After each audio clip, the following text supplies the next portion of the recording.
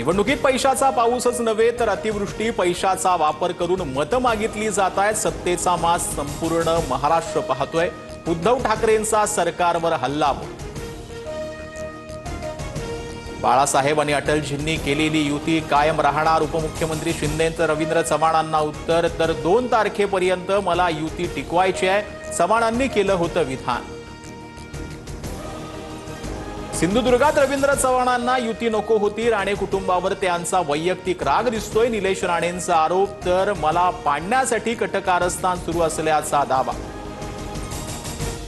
नारायण राणेंचं महत्त्व कमी करण्याचा कट सुरू। सध्या प्रचारातही ते दिसत नाहीत। दीपक केसरकरांचं मोठं विधान। तर केसरकर बोलले ते खरंच हे स्थानिक निवडणुकांपुरतं मर्यादित नाही। निलेश राणेंकडून दुजोरा। जिल्हा परिषदांसह महापालिकांच्या निवडणुकांचा मार्ग मोकळा। नगर परिषद नगरपंचायत निवडणुका ठरलेल्या वेळेतच होणार। 21 जानेवारीला सुप्रीम कोर्टात पुढील सुनावणी।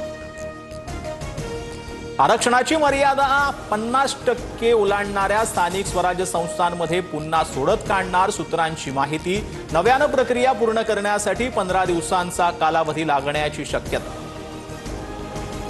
आम्ही सुखानं नांदतोय, आमच्यासोबत तुम्ही देखील सत्तेत या। उदय सामंतांकडून वडेट्टीवारांना शिवसेनेत येण्याची ऑफर। सत्तेची लंका जाळून सुखानं नांदा या वडेट्टीवारांच्या टीकेला उत्तर।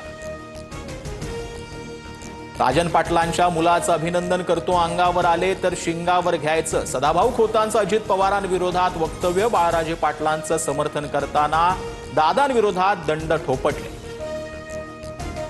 मुंबई मनपाचे सहाय्यक आयुक्त महेश पाटलांना सक्तीच्या रजेवर पाठवलं। निशित पटेलांकडून मारहाणीचा आरोप झाल्यानंतर महिनाभरासाठी कारवाई। मालमत्ता कक्षाकडून सध्या चौकशी सुरू।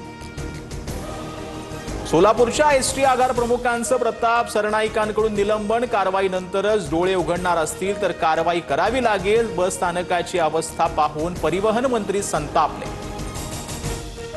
मुंबईचे माजी पोलीस आयुक्त राकेश मरिया यांच्या नव्या पुस्तकाचं प्रकाशन। वेन इट्स ऑल बिगन या पुस्तकात क्राईमच्या अनेक कथांचा थरार। दिग्गजांकडून मारिया यांना शुभेच्छा। गोंदियात एमएमसी झोनच्या तब्बल 11 नक्षलवाद्यांचं आत्मसमर्पण। फडणवीसांना पत्र लिहिणारा माओवाद्याचा नेता विकास ठाकुरे उर्फ अनंतचाही समावेश। सर्व नक्षलवाद्यांवर होतं 89 लाख रुपयांचं बक्षीस।